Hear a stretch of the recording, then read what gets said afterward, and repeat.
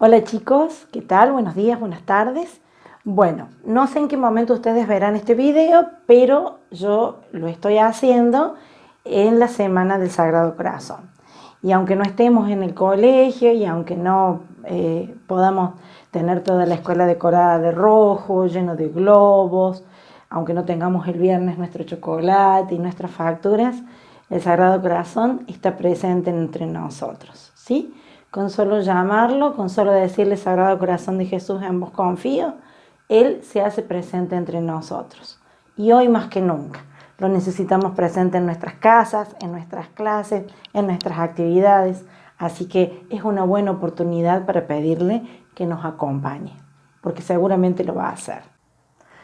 Bueno chicos, vamos a terminar esta primera mitad del año cerrando el tema de la globalización y empezando a estudiar de manera particular los continentes. Entonces, este trabajo práctico va a tener como dos grandes partes. Por un lado, terminamos de analizar los grandes problemas y conflictos de la globalización y un nuevo fenómeno que está iniciándose, que sería el de la desglobalización o antiglobalización. Y por otro lado, empezamos a ver los continentes. Entonces, esta primera parte de esta serie de videos se inicia justamente con el continente africano. Bien, el continente africano es uno de los 6 continentes de la Tierra, rodeado por los océanos Atlántico e Índico y por el mar Mediterráneo al norte, que separa al continente de Europa y de Asia.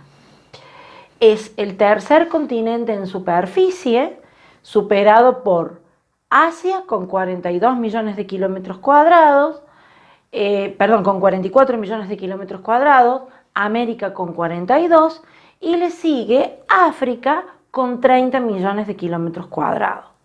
Si nosotros miramos la forma del continente africano, vamos a ver que es un continente de formas compactas. ¿Qué significa esto? No es un continente que tenga irregularidades en sus costas.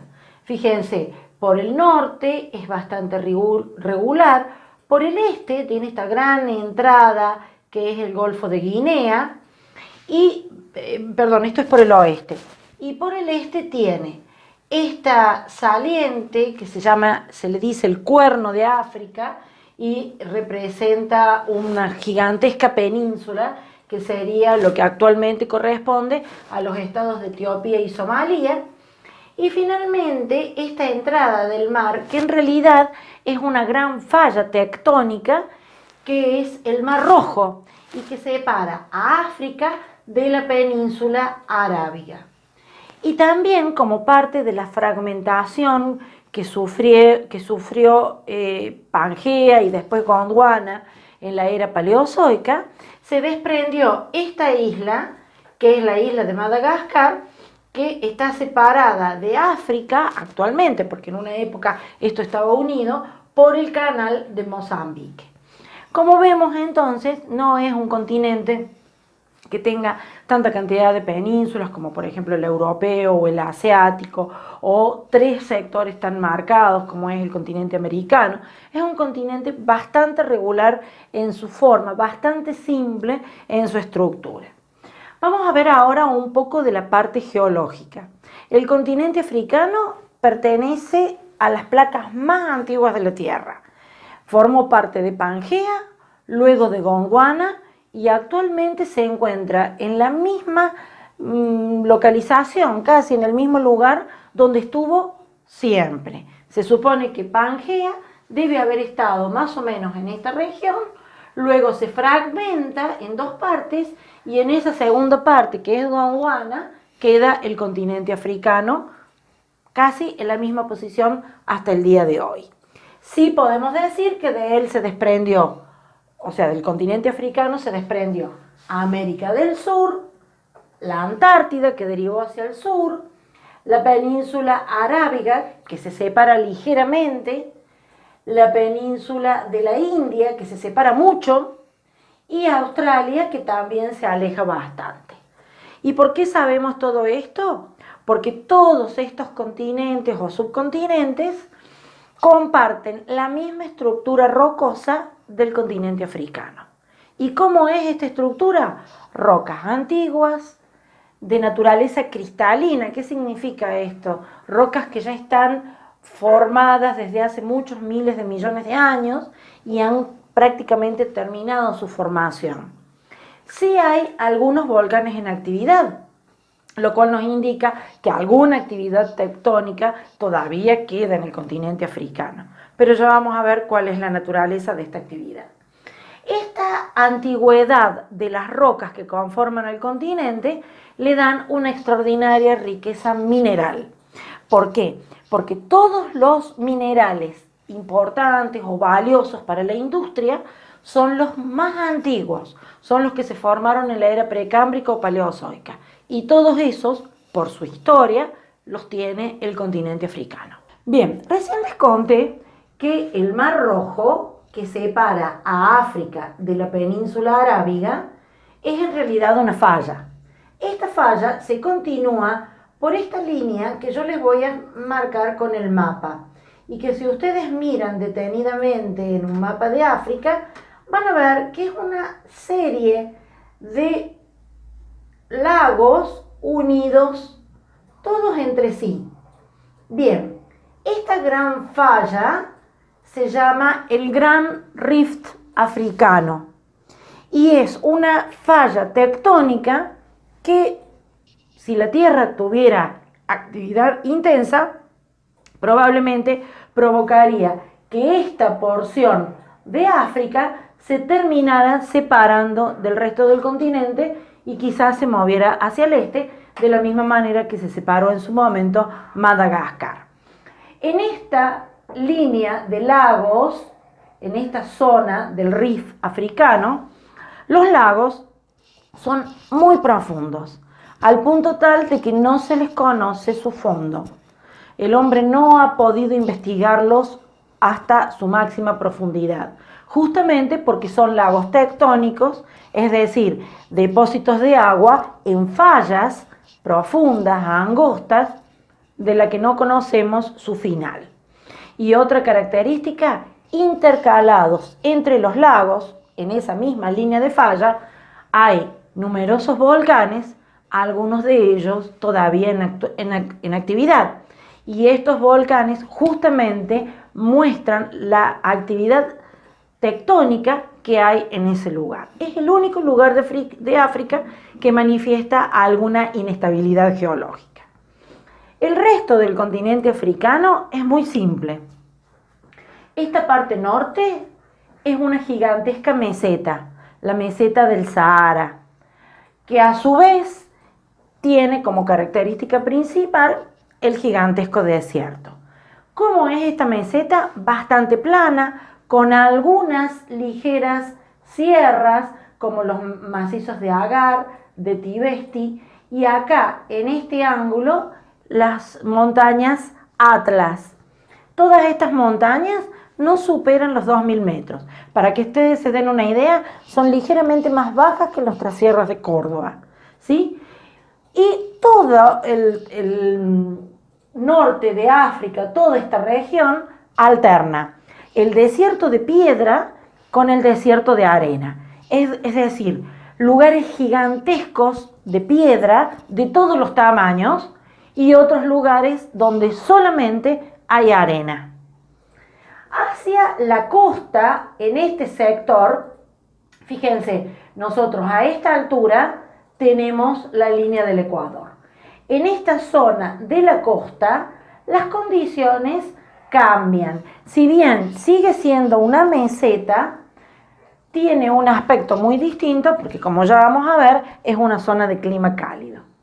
Y la otra parte de África, que sería la parte del sur, también es una meseta, pero bastante más alta que el Sahara, igualmente árida y con un borde, así como les estoy marcando con el lápiz, un borde de montañas, tampoco muy elevadas, pero hacen como un gigantesco paredón que evita que los vientos del océano entren al interior del continente. Por eso toda esta región también es bastante árida.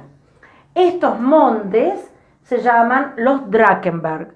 Los Drakensberg del oeste, del sur, del este, en fin, según los tramos tiene distintos nombres.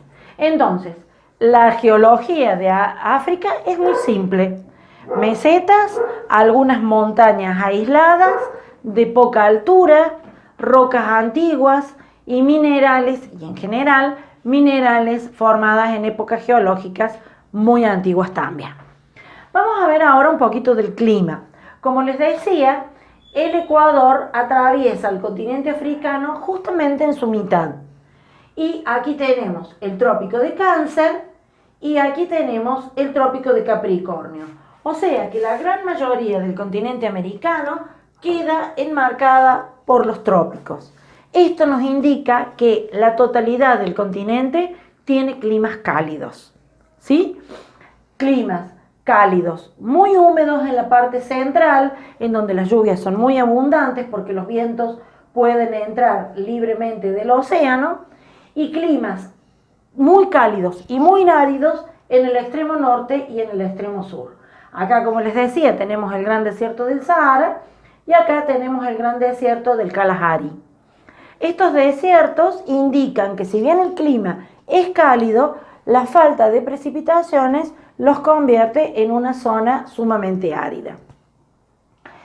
Esta región tiene precipitaciones muy abundantes.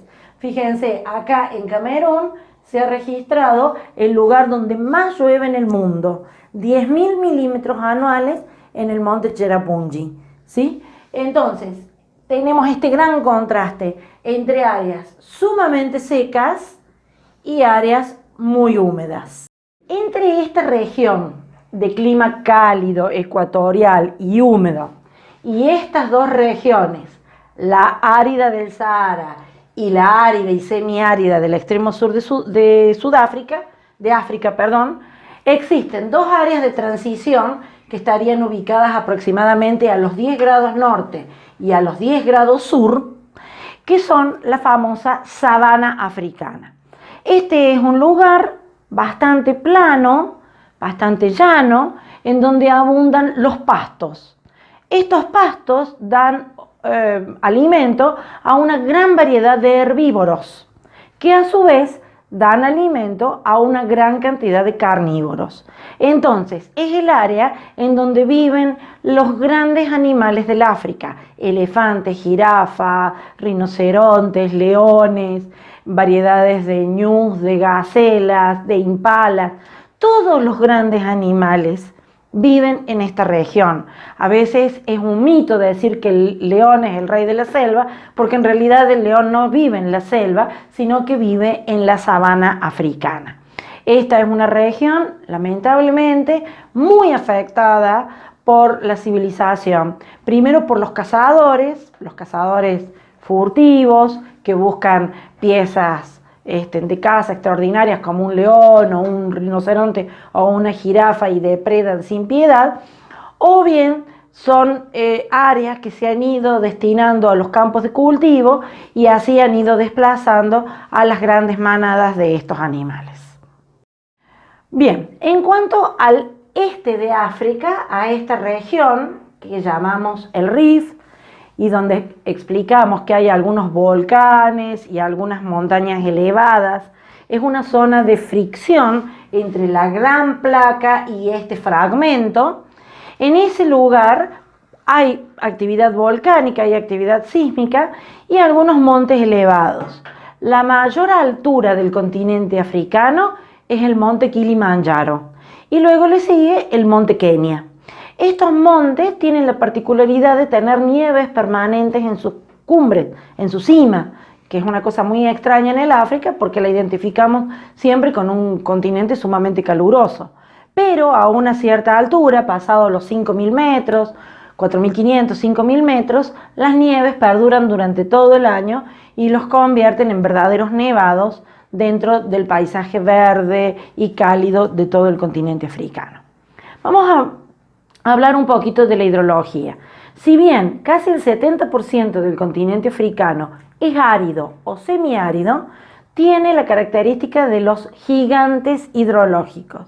¿Qué es esto? Gigantescos ríos que recorren el continente por miles de kilómetros y que son una característica extraordinaria, porque no se entiende cómo en un ambiente tan árido o tan seco puede correr un río con tanto caudal de agua. Pero ¿cuál es la razón? Todos estos grandes ríos nacen en la región ecuatorial y salen de la región ecuatorial hacia todas las direcciones y se convierten en gigantes hídricos. ¿Cuáles son estos ríos? El río Nilo, que es la base de la gigantesca, extraordinaria y antiquísima civilización egipcia, el río Níger, el río Congo, el Orange y el río Mozambique.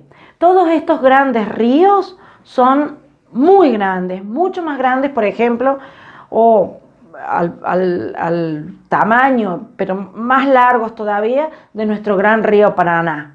Son ríos que proveen de agua y en muchos sectores son navegables y también han sido vías de comunicación importante para los pueblos africanos.